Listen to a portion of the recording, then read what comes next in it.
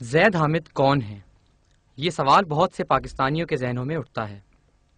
زید زمان حامد ایک دفاعی تجزیہ نگار، براس ٹیکس تھنک ٹینک کے سربراہ اور فکر اقبال کے داعی ہیں۔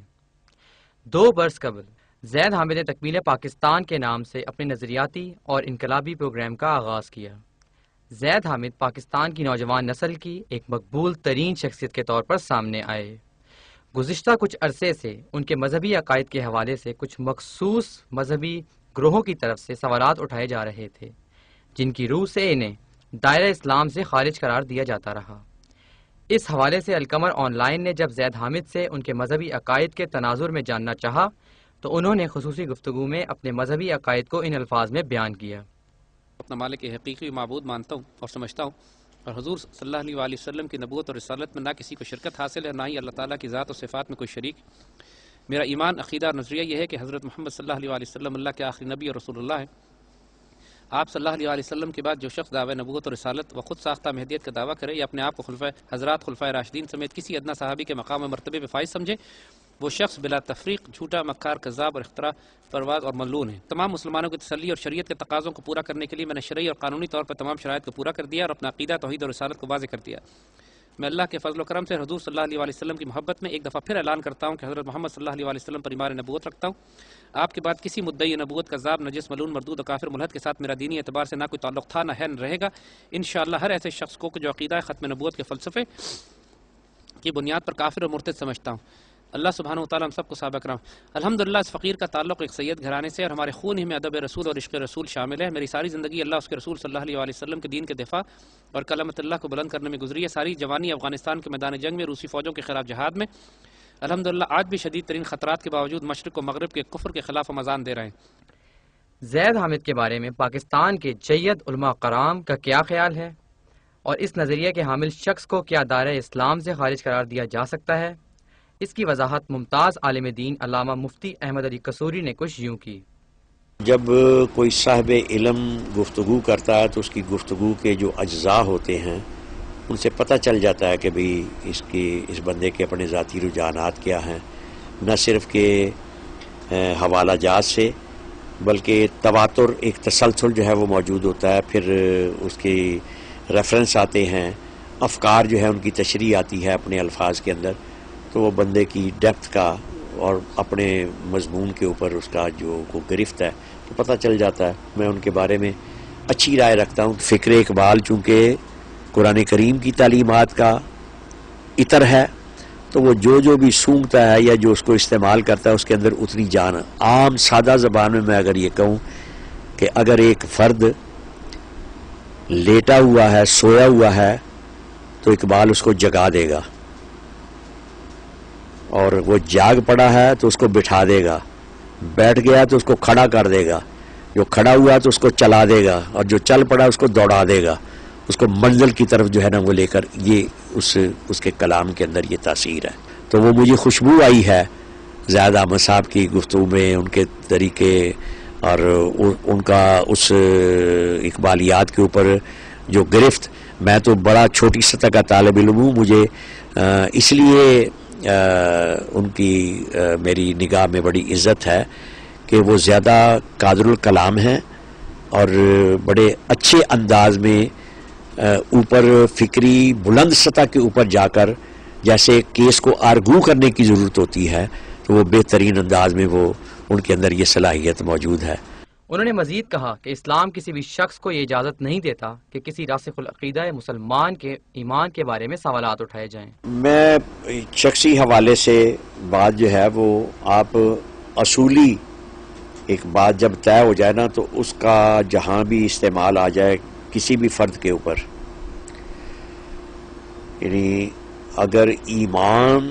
سب سے بلند درجہ ہے تو اس کے مقابلے کے اندر کفر جو ہے وہ سب سے بدترین پستی ہے، تو کسی شخص کے بارے میں کفر کا فتویٰ دینا، لگانا تو یہ سب سے انتہا کی چیز ہے نا۔ تو جب وہ دین جو کہ آپ کو کسی کے اوپر معمولی اخلاقی حوالے سے بھی تہمت لگانے کی اجازت نہیں دیتا، اخلاقی اعتبار سے بغیر کسی دلیل کے وہ تہمت لگانے کی اجازت نہیں دیتا، غیبت کی اجازت نہیں دیتا، تو اس کے اوپر کفر کا فتویٰ لگا دینا کسے باشد. سوال زید ایک فرد کا نہیں ہے، اور خاص طور پر جب پھر ایک فرد جو ہے وہ دو ٹوک انداز میں جب وہ بندہ موجود ہو، اس سے وضاحت جو ہے وہ طلب کی جا سکتی ہے. اگر کوئی شک شبہ ہے تو اس کے ساتھ براہ راست بات کی چیز کی جا سکتی ہے. تو اس سے زیادہ بڑی بددیانتی اور کوئی نہیں ہوگی، اور دین سے ناواقفیت اور دین کو کاروبار بنانے کے مترادف ہوگا کہ آپ اپنی کوئی پس پردہ جو آپ کے کوئی خفیہ عزائم ہوں، یا کوئی آپ کی خواہشات ہوں، یا آپ کی کوئی عداوت ہو، یا آپ کا کوئی کینہ ہو، یا آپ کو کوئی اختلاف ہے تو اس اختلاف کو آپ کفر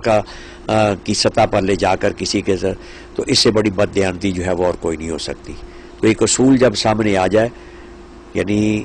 کسی کے اوپر کفر کا فتویٰ اس وقت تک نہیں آ سکتا جب تک کہ وہ ضروریات دین میں سے کسی کا انکار نہ کرے، اور بنیادی عقائد ہیں جو ان میں سے کسی کا جب تک انکار نہیں کرتا تو اس کے اوپر کفر کا فتویٰ لگانے والا یا لگانے والے خود کافر ہو جائیں گے. کیونکہ معمولی کوئی بچوں کا کھیل نہیں ہے. اس لیے جو لوگ اس دھندے میں پڑ جاتے ہیں اپنے مذموم مقاصد کے لیے پس پردہ یا کسی اختلاف رائے کی بنا پر، تو وہ دین کی کوئی خدمت نہیں کر رہا ہے اس معاشرے سوسائٹی کے اندر، بجائے اس کے کہ آپ فتنہ جو ہے وہ کوئی نہ کوئی کھڑا کر دیں، تو وہ اس سے گریز کیا جانا چاہیے. پاکستان کی ایک ممتاز علمی دستگاہ جامعہ نعیمہ کے علماء نے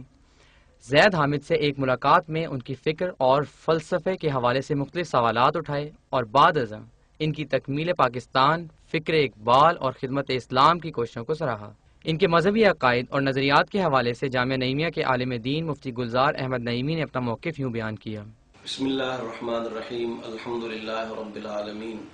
والصلاة والسلام علی خاتم الانبیاء والمرسلین. ان کی سٹیٹمنٹ کو دیکھتے ہوئے کوئی بھی مسلمان ان کے ایک راسخ العقیدہ مسلمان ہونے کی حیثیت میں کوئی شک نہیں کر سکتا. میں سمجھتا ہوں کہ انسان جو اپنے ظاہری اعتقادات کو لوگوں کے سامنے لے کے آتا ہے اور جس انداز سے وہ اپنے بیانات اور گفتگو کرتا ہے، اس کے مطابق اگر کوئی ایسی چیز جو قرآن و سنت کی روشنی میں اللہ جل شانہ کی وحدانیت، آپ صلی اللہ علیہ وسلم کی رسالت اور دیگر جو ایمانیات ہیں ان کے حوالے سے اگر کوئی مخالفت نہیں ہے بلکہ وہ حمایت ہے اور اس پر عقیدہ ہے، تو میں سمجھتا ہوں وہ پکا اور سچا مسلمان ہے. اس حوالے سے اگر کوئی اس قسم کے عقیدہ رکھنے والے شخص کو کافر یا غیر مسلم یا کسی انداز سے جو ہے وہ مسلمانوں کی صف سے خارج کرنا چاہتا ہے، تو میں سمجھتا ہوں کہ یہ اس شخص کے ساتھ زیادتی ہے. قرآن و سنت کی روشنی میں اللہ کا دین انہیں کوئی یہ اتھارٹی نہیں دیتا کسی کو بھی کہ وہ کسی بھی مسلمان کو جو یہ عقائد رکھتا ہو اس کو غیر مسلم کہے. باقی ہمارے سامنے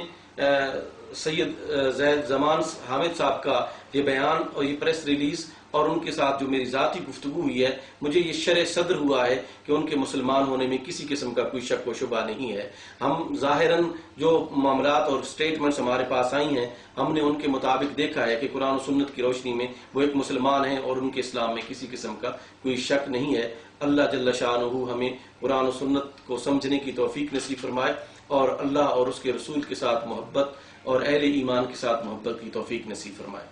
عالم دین مفتی ضیاء الحبیب صابری نے زید حامد کے مذہبی عقائد کو ہر طرح کے شک و شبہ سے بالاتر قرار دیتے ہوئے فکر اقبال اور تکمیل پاکستان کے حوالے سے ان کی کوششوں کی تعریف کرتے ہوئے یہ کہا. تکمیل حصول پاکستان کے لیے جو ہمارا نعرہ تھا لا الہ الا اللہ، اور اب 62 سال گزرنے کے بعد کسی کو خیال نہیں آیا، لیکن اللہ تعالیٰ نے اپنے محبوب علیہ السلام محمد رسول اللہ کا ایک ایسا دیوانہ پروانہ پیدا کر دیا جس کو اللہ تعالیٰ نے یہ توفیق دی کہ وہ مقصد پاکستان کی نشاندہی کرے. اور مقصد پاکستان انشاءاللہ تعالیٰ 23 مارچ کو مینار پاکستان پہ اس کا اعلان کیا جائے گا کہ مقصد پاکستان کیا، لا الہ الا اللہ کے بعد مقصد پاکستان کیا، محمد رسول اللہ. تو یہ تحریک بہت عظیم الشان تحریک ہے، اور پاکستان کی تاریخ میں یہ صرف اور صرف مقصد پاکستان کے حصول کی خاطر जद्दोजहद कर रही है और पूरी मिल्लत इस्लामिया को चाहिए, अहले पाकिस्तान को, कि वो भरपूर तरीके से इस तहरीक का साथ दें और ज़ैद हामिद साहब के हाथ मजबूत करें। लाहौर से ताल्लुक़ रखने वाले उलमा मुफ्ती अहमद अली कसूरी, मुफ्ती राग़िब नईमी और मुफ्ती ज़ैउल हबीब साबरी ने मुश्तरका तौर पर ज़ैद हामिद के मिशन की मुकम्मल हिमायत का ऐलान भी किया। ज़ैद हामिद ये कहते हैं कि उनके खिलाफ ये मुहिम सिर्फ इसलिए चलाई जा रही है क्योंकि वो एक खालिस इस्लामी माशी और फलाही निज़ाम का क़याम चाहते हैं और इन्हें CIA, रॉ और हनूद यहूद के खिलाफ बोलने पर निशाना बनाया जा रहा है। इन तमाम हक़ाइक़ को मद्देनज़र रखते हुए ये बात वाज़ेह हो जाती है कि उलमा इस्लाम की नज़र में ज़ैद हामिद एक सच्चे मुसलमान हैं और आशिक़ रसूल, और उनके ईमान के बारे में शक का इजहार किसी मोमिन के शायान शान नहीं।